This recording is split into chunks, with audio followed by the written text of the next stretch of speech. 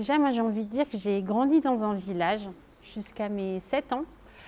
Et j'ai surtout le souvenir d'une grande liberté dans le jardin, dans la cour. Mes parents n'avaient absolument pas peur que j'aille jouer dans la rue. En réalité, je ne jouais pas vraiment dans la rue, je descendais jusqu'au ruisseau, je grimpais dans les arbres. Et quand je suis arrivée en ville à 7 ans et demi, j'ai eu énormément de chance, j'ai grandi dans un quartier populaire. Et à l'époque, les quartiers populaires n'étaient absolument pas des lieux mal famés. Le quartier dans lequel j'ai grandi était encore très vert. On était en bordure comme ça de la ville.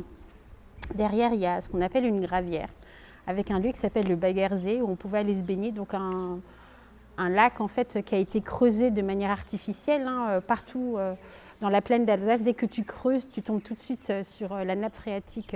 J'ai grandi dans cet espace-là avec le Ziegelwasser qui est un cours d'eau, une espèce de ruisseau, un verger abandonné. Je grimpais dans les arbres tous les jours, donc j'ai eu une expérience urbaine assez étrange. Jusqu'à 15-16 ans, je grimpais tous les jours dans les arbres. Donc j'ai pas forcément eu un rapport à l'urbanité qui soit réellement vécu dans l'enfer du béton.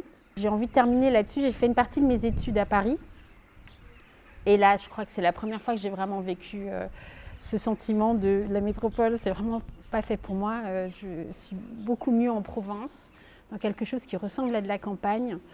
Et aujourd'hui, je vis dans une ville moyenne de 33 000 habitants, où je connais bien mes voisins, tous les commerçants du quartier. Il y a une vie associative très très riche. Et je dois admettre que je sens, en tout cas, que moi, les grandes villes, je trouve les gens qui vivent toujours un petit peu fous, un peu épileptiques, avec une très faible capacité attentionnelle. Puisque je travaille à Paris et que je m'y rends donc très très régulièrement, j'aime quand même vraiment ma vie en province.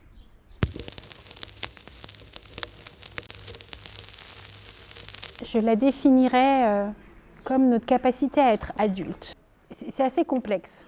Ça n'est pas oublier qui est-ce qu'on a été en tant qu'enfant. Je pense qu'un adulte accompli, c'est quelqu'un qui a su garder ce regard enfantin, curieux sur les choses et les événements. Moi, j'aime bien rappeler que pour la Boétie, l'incurie était le fait des incurieux.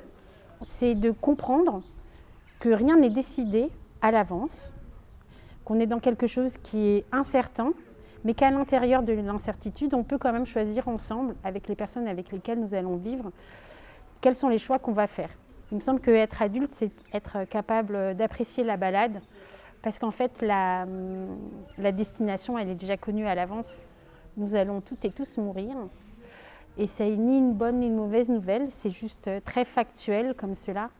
Et à l'intérieur, l'autonomie, c'est de se dire, puisqu'on va mourir et que cette condition mortelle, elle est non négociable, eh bien moi j'ai envie de vivre une vie vivante.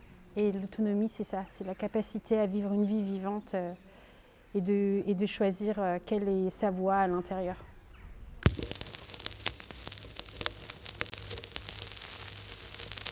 Je pense que ce qui est difficile à comprendre pour la plupart des gens dans les idées que j'articule, c'est que le changement climatique n'est pas tellement la question qu'on a à se poser, alors même que je sais que ces bouleversements des cycles de l'eau, nous allons les vivre possiblement avec beaucoup de violence, voire d'effroi, et les subir, vraiment au sens premier de ce que ça veut dire subir.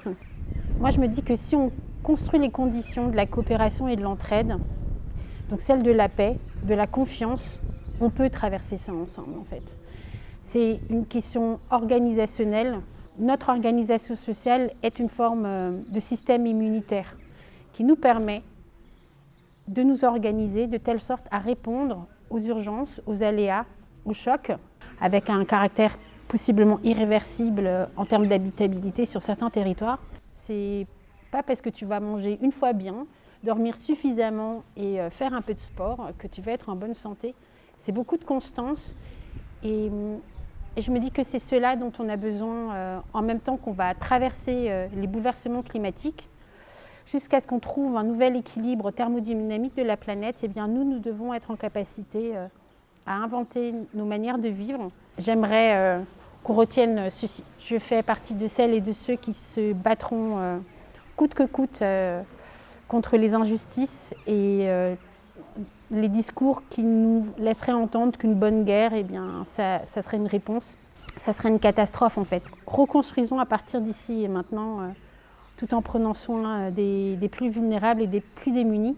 Et c'est comme ça que nous exprimerons le mieux notre humanité.